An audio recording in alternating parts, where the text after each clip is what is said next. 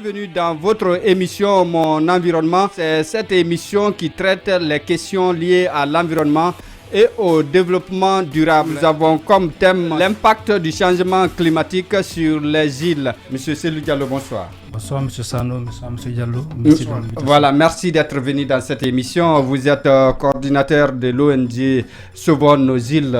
C'est quoi l'ONG Sauvons nos îles? Merci pour l'invitation et pour l'opportunité que vous nous donnez de présenter notre organisation. L'ONG Sauvons nos îles est une organisation de la société civile qui a été créée en 2018 et qui œuvre spécialement sur la protection de l'environnement, mais également sur les questions humanitaires qui concernent les insulaires et les îles en particulier. On a un conseil d'administration, on a un bureau exécutif, on a également l'assemblée générale qui constitue les membres, l'ensemble des membres qui évoluent dans cette structure. Et au niveau de l'organisation, nous, comme je l'ai dit bien au début, c'est une organisation qui s'est basée réellement sur les questions environnementales, sur les questions de protection de l'environnement, mais avec un œil particulier sur les îles.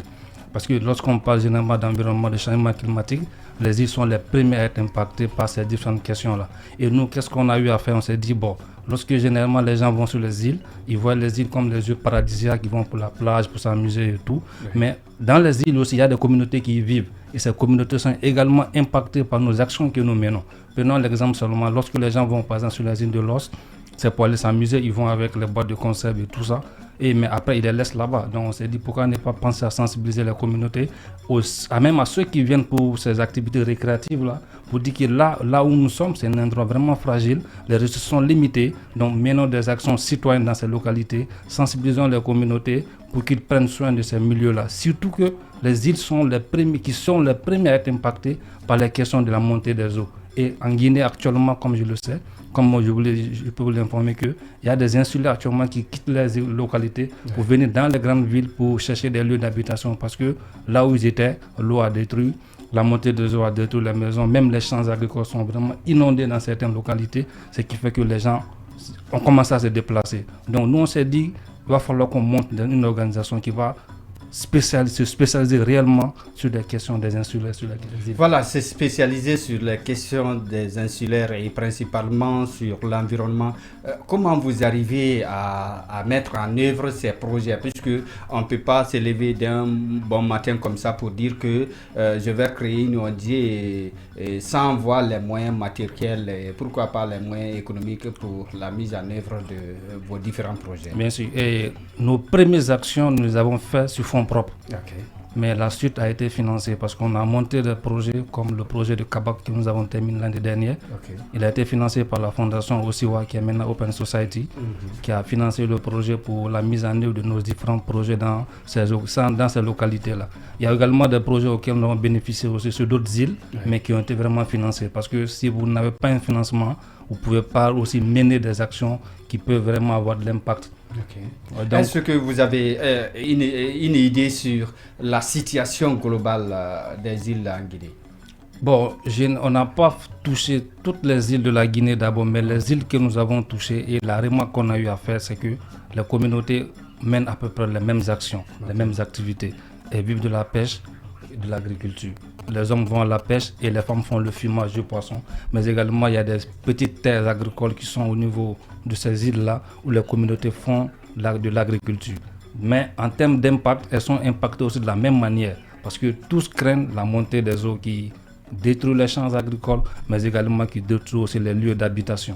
Les champs sont beaucoup inondés dans ces différentes localités, ce qui fait que la sécurité alimentaire est menacée, qui fait que même les enfants n'arrivent même plus à aller étudier normalement dans ces différentes localités parce que le peu de moyens que les parents ont, aujourd'hui ils ont besoin aussi que les enfants les aident dans les activités. Et également ces localités sont tellement souvent éloignées que peu d'îles ont même un collège, à plus forte raison, avoir un lycée. Donc la plupart des enfants peuvent abandonner les études juste après avoir eu l'entrée en septième. Vous êtes toujours dans l'émission Mon Environnement et le thème c'est l'impact du changement climatique sur les îles.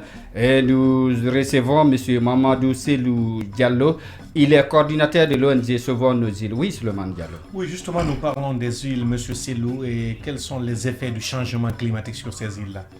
Les effets les plus remarquables, les plus visibles, c'est la montée des eaux en fait. Il y a la montée des eaux qui est en train de bouffer une grande partie des superficies de terre qui sont dans ces localités-là. Donc aujourd'hui, comme conséquence de cela, c'est à la sécurité alimentaire qui est menacée, parce que l'agriculture ne donne plus comme avant, mais également même l'activité de pêche est beaucoup impactée aussi par cette destruction aussi des mangroves, parce qu'il y a cette mangrove-là qui protège un peu les îles contre la montée des eaux, mais les communautés insulaires également coupent aussi les bois de mangrove aussi pour la cuisine domestique, mais également pour la construction également des maisons. Donc en termes d'impact, lorsque vous allez dans ces localités, la première chose que vous voyez, c'est que vous sentez qu'il y a la salinisation en fait, et également les puits où les communautés puisaient de l'eau pour boire sont aujourd'hui tous salés. Donc elles ne peuvent même plus boire l'eau du puits, elles sont obligées d'importer les eaux enchâssées en bidon. Et ce qui fait qu'au niveau de certaines îles, vous allez constater qu'il y a des dépotoirs sauvages qui sont en train de se créer d'un peu de gauche à droite. Même au niveau de la capitale, on n'arrive même pas à gérer nos déchets. Imaginez-vous un peu que ça soit sur une île encore. Donc elles sont obligées souvent de rejeter les déchets plastiques en mer, ce qui crée aussi des accidents aussi en mer avec l'activité de pêche, parce qu'il y a des filets qui rentrent, qui ont appelé ça, les hélices des bateaux, souvent aussi croisent un peu, c'est chassé dans l'eau et souvent ça crée des accidents en mer. Oui. Vous comprenez également que même l'activité de pêche aussi est fortement impactée, ce qui fait que souvent elles n'arrivent pas souvent à mener des actions, des activités qui leur permettraient réellement de pouvoir subvenir à leurs besoins dans leur propre localité. En tant qu'ONG, qu'est-ce que vous avez envisagé comme première activité quand vous avez quand vous avez créé cette ONG? Quelle est la première activité que vous avez envisagée dans le cadre de la protection de l'environnement de ces îles-là? La première action qu'on a eu à mener, c'était à Kassa en 2018. Okay. C'était pour la rénovation de l'école primaire à l'époque. Okay. Et également la sensibilisation des communautés. Mais la deuxième action a suivi un mois après. C'était lors de l'activité de la FINAOT Aquatic Day. La Fédération internationale de natation a organisé une compétition, une activité au niveau de l'île de Soro. Il y avait plusieurs personnes qui étaient là, plusieurs personnalités étaient présentes. Et nous aussi, on était invités. Mais nous, nos rôles, c'était quoi? Ramasser les déchets plastiques qui se trouvaient au niveau de la mer, de la plage. Okay. Et également sensibiliser ceux qui étaient venus. Le message, il était quoi? Pourquoi est-ce que vous avez abandonné toutes les plages de Conakry pour venir organiser cette activité sur une île? Oui. C'était quoi pour nous dire? Ils nous ont dit que parce qu'à Conakry, on n'a plus de plage, tout est sale. Oui. Et également, l'activité que vous menez ici, quand allez-vous faire des déchets que vous allez laisser sur place? Et vous trouvez déjà une plage qui n'est pas tellement... Qui n'est pas très propre. Oui. Et vous êtes venu avec aussi vos déchets. Parce que quand les gens viennent, ils viennent avec leurs déchets. Oui. Qu'est-ce que vous comptez faire? Donc c'était une manière vraiment de sensibiliser les communautés parce qu'il y avait plusieurs personnes, il y avait des médias qui étaient présents et tout. Okay. Donc on a ramassé les déchets plastiques et on a loué un bateau et on a ramené à Conakry juste pour inciter les gens à vous dire, pour dire que lorsque vous venez dans ces localités... Quand vous produisez, il faut nettoyer. Il faut nettoyer en fait. Les ordures. Donc on avait déplacé une petite pirogue pour ramener ça au niveau de Conakry, pour mettre au niveau d'une poubelle, pour dire aux gens, là où on est, si on a quitté les plages de Conakry pour venir sur l'île, si on continue de faire les mêmes actions qu'on a fait à Conakry, je pense que dans quelques années, toute l'île aussi sera inondée par les déchets plastiques. Okay. On sera un pays côtier, mais qui n'a pas de plage. Okay. Donc c'était vraiment cette sensibilisation qu'on menait. Et à la longue, qu'est-ce qu'on aimerait faire? C'est-à-dire de voir si on peut avoir un partenaire avec une entreprise qui est spécialisée dans le recyclage des déchets. Oui. On avait commencé les démarches avec Sodiaplast par rapport à cela, pour voir comment est-ce qu'on peut mettre quelque chose de solide en place, de telle sorte Au niveau des îles. Au niveau des îles, en fait, okay. Pour voir comment est-ce que... Parce que chaque week-end, c'est rempli, les gens y vont, tout ça. Mais avec les actions que nous menons, est-ce qu'à la longue, on pourra mener ces mêmes actions-là, en fait. Donc, il était bon, c'est-à-dire de réfléchir à cela ensemble pour voir qu'est-ce qu'on peut faire, qu'est-ce qu'on peut mettre en place pour que en fait, on puisse préserver ces endroits qui sont fragiles. En fait. Voilà, M. Selou, vous avez parlé tout à l'heure que l'effet le plus remarquable en matière de changement climatique au niveau des îles, c'est la montée des eaux. Avez-vous cherché des causes de cette montée des eaux au niveau des îles?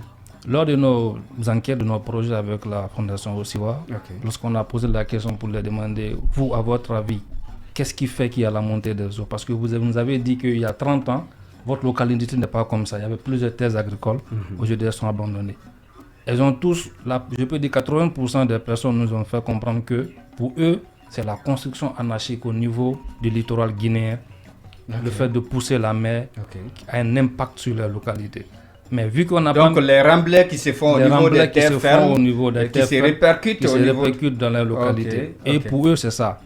Mais nous, on les a fait comprendre aussi qu'au-delà de ça aussi, est-ce que vous savez aussi que les actions de coupe de mangrove que vous faites aussi contribuent également à la montée des eaux? Oui.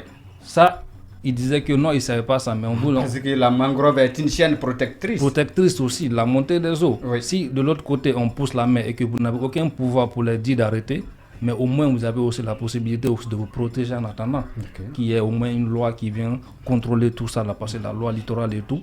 Mais en attendant, mais vous aussi vous coupez le bois de mangrove, les bois de mangrove, et cette barrière que vous coupez là favorise aussi, facilite aussi la montée des eaux, qui viennent aussi détruire aussi vos maisons et vos champs, vous rendre encore plus vulnérable que vous l'étiez avant. Donc c'était pour ça en fait qu'on a dit bon. Nous, on préfère que vous menez des actions écologiques dans votre localité, mais également, c'est-à-dire le reboisement, protéger le peu de mangroves que vous avez, et également contribuer aux actions de reboisement aussi pour vous protéger, en attendant qu'il y ait une loi qui viendra réglementer la construction sur le littoral, les remblais qui se font dans nos différents... Reboisement des mangroves, ONG Sauvons nos îles. Avez-vous envisagé aussi... des projets de reboisement au niveau des différentes mangroves déjà déboisées? La Guinée regorge une vaste étendue de mangroves, mais actuellement, cette étendue est vraiment menacée. Oui, bien sûr, nous envisageons vraiment de faire le reboisement. On a même fait le reboisement, une partie du reboisement sur l'île de Kabak. C'était vraiment juste pour inciter avec la communauté. Kabak, c'est dans quelle préfecture? C'est à Fourekaria. Ok, dans la préfecture de Fourekaria. Mais également, il y a d'autres actions que nous avons également menées, comme la distribution des foyers améliorés aux communautés pour réduire un peu leur consommation du bois. Mais également, on a construit des fours, mais cette fois-ci, c'est dans d'autres îles, l'île Tristao, où on a construit des fours écologiques pour les femmes qui sont dans le fumage du poisson. Parce que le fumage du poisson aussi consomme énormément de bois et tout. Et les fours, le fait que les fours aussi ne sont pas très bien faits, il y a l'énergie qui se perd un peu de gauche à droite et tout. Donc, elles ont besoin d'assez de bois. Donc, c'est pourquoi on a initié des projets non seulement pour la construction de ces fours-là, pour diminuer la consommation de bois, les foyers améliorés pour diminuer la consommation de bois, mais également penser maintenant à des actions de reboisement de telle sorte que le reboisement que nous allons faire puisse avoir un impact, puisse perdurer dans le temps également et profiter aux communautés. Oui, Suleiman. Oui, en tant qu'acteur de la société civile ONG, quelle est votre implication, quel est votre rapport entre ces citoyens qui sont dans les îles de l'Os? Comment ils apprécient quand même vos actions que vous êtes en train de mener? La sauvegarde vraiment de nos îles. Comme je le disais, les îles de l'Os, nous on a travaillé sur les îles seulement dans l'année 2018. Après 2018, on a plus travaillé sur les îles de Fourekaria et les îles Tristao. Et on a été visiter certaines îles également pour voir les réalités. Et certaines îles sont vraiment menacées de disparition, comme on le dit. Les îles de Bofa, Sakama et tout. Quand vous allez, vous vous rendez compte que si on ne fait rien, il y aura assez de déplacés climatiques en Guinée. Parce que voilà. Généralement, quand on leur pose la question... Certaines îles vont disparaître. Bien sûr, il y en a même, il y a les petites îles même qui commencent à disparaître. Parce que les gens commencent à quitter sous l'eau parce qu'il n'y a plus assez d'espace pour que tout le monde puisse y rester dans ces différentes localités. Malgré cette menace qui pèse, est-ce qu'ils sont conscients vraiment de cette réalité? Quelle solution vraiment pour ces îles qui tendent à disparaître? Surtout que vous êtes une ONG qui se dit sauvons nos îles, vous devrez lutter quand même pour vraiment protéger ces îles, pour ne pas que ces îles arrivent à disparaître. Bien sûr. Vous savez, en tant que société civile, en tant que ONG, la force que nous avons, c'est que lorsqu'on monte des projets, qu'on a des financements, on exécute ces financements. Mais il y a des choses aussi qui relèvent aussi de l'État. Nous, on peut interpeller ce qu'on a vu, dénoncer ce qu'on a constaté sur le terrain pour interpeller l'État par rapport à la prise de décision concernant certaines actions. Comprenez que s'il y a des lois qui interpellent, des lois qui protègent nos différents côtes, nos différents littoraux, je pense que c'est déjà un moyen de pression qu'on peut également mener par rapport aux entreprises qui agissent sur le terrain. Comprenez que en tant que société civile, on a de la force jusqu'à un certain niveau. Mais à un moment, il va falloir que ça soit l'État maintenant qui s'implique pour également sauver ces différentes localités en fait. Oui, vous avez parlé des îles de Kabak dans Fourekaria là-bas et interpellant peut-être des partenaires et l'État. Et on peut avoir des solutions pour protéger cette île, la partie surtout qui a cédé, parce que nous avons également fait une mission au niveau de l'île de Kabak. On a constaté des visus, la digue de protection a cédé. Ouais. Et elle a cédé. Et comme vous l'avez si bien dit, nous on a même fait un film documentaire que je pourrais vous envoyer après, avec le témoignage des différentes personnes impactées par la destruction de cette digue qui protégeait vraiment le village. Mais lorsque vous allez dans ces différentes localités, surtout dans plusieurs îles, même plusieurs villages au niveau du littoral guinéen, c'est à peu près la même réalité en fait. Et aujourd'hui, avec les actions qui se mènent, des actions de développement, parce que la zone côtière est beaucoup sollicitée pour des activités portuaires, des activités de construction et tout. Et vu qu'on est dans des endroits très fragiles, surtout où les ressources sont très limitées, la terre est limitée, les actions sont limitées, même les villages également ne sont pas trop grands que ça aussi. Mais également, et ce sont aussi des lieux aussi qui, comme vous l'avez dit, Kabak c'était le grenier. Plus généralement, les terres sont très propices dans ces localités. Mais c'est pas trop grand, mais c'est vraiment propice. Si on ne prend pas également soin de ces localités, on aura à gérer des problèmes à la longue. Imaginez-vous un peu, un jour j'ai posé la question à un insulaire pour dire que à l'allure où vont les choses, dites-moi comment était votre localité dans les années 90, 94. Il t'expliquait avec le sourire, tout était beau, tout était bien, tout ça. Et maintenant, comment ça est? C'est désolant. Il dit, est-ce que si ça continue comme ça dans 30 ans, est-ce que votre localité va exister? Ils disent non, ils ne pensent pas. Parce qu'à l'allure où vont les choses, à l'allure où l'eau ne fait que monter, à l'allure où les terres ne sont plus propices comme avant, où on est obligé maintenant d'attendre que le sac de riz quitte Conakry ou ailleurs pour venir nous trouver. Avant, c'est nous qui ravitons Conakry. Vous voyez que les choses ont changé. C'est grave. C'est grave. Et pour combien de familles qu'il faut nourrir, combien de personnes? Et aujourd'hui, si c'est toutes ces... Imaginez-vous un peu, juste science-fiction, quoi. Que tous les insulaires quittent l'île pour venir à Conakry. Où est-ce qu'on va les garder? Où est-ce qu'on va les gérer? Comment on va les gérer? Ils sont dans un état où l'État a l'obligation de les recaser, n'est-ce pas? Donc, et si on les aide à rester chez eux, pour ne pas qu'ils viennent? Donc, c'est pourquoi je disais à M. Souleymane que, et arrivé un moment, c'est à l'État maintenant vraiment de prendre des dispositions pour protéger ses partenaires, pour aider, pour stopper toute action qui peut contribuer à nuire à ces localités. Ça ne sera pas compliqué si l'État dit stop. C'est stop. Ça c'est vrai, parce que j'ai vu Dakar, il n'y a pas de citoyens qui côtoient la mer, c'est l'État qui a récupéré le long de la mer. Donc là-bas, comment on appelle, le remblai n'est pas possible. Le remblai n'existe pas. Oui, Suleiman. Oui, justement, nous avons parlé vraiment de l'impact environnemental de nos îles. Quelles sont les conséquences pour nous qui sommes à Conakry? Parce que c'est préoccupant quand même. Bon, la première préoccupation, comme je le disais, juste imaginons juste un peu que toutes nos îles disparaissent et que les habitants de ces îles viennent à Conakry. C'est l'une des premières. C'est que imaginez-vous un peu que vous avez des l'envahissement des populations. Imaginez-vous un peu que vous avez des amis, vous insulaires, qui sont là et puis se disent, bon, monsieur Suleiman, vu que vous voyez l'actualité et tout, on n'a plus de maison, on aimerait venir habiter chez vous. Vous avez les moyens de les accueillir pendant combien d'années? Combien de temps? Vous comprenez? Et justement, au niveau de ces îles, nous avons aussi la particularité de certains animaux. Est-ce que ces animaux ne vont pas disparaître? Bien sûr. Parce que ça fait partie aussi de l'équilibre c'est très important parce que, regardez, généralement, les îles, ce sont des lieux où il y a beaucoup de poissons aussi. Même l'activité de pêche. Vous savez, c'est l'activité principale. L'activité principale. Et puis surtout la pêche artisanale. C'est cette pêche-là, reconnaissons, qui nous nourrit en fait. Parce que la pêche industrielle, c'est pour l'exportation. Pour l'exportation, mais ce sont nos pêcheurs d'à côté avec leurs pirogues là qui vont prendre dans l'eau et qui revendent au marché.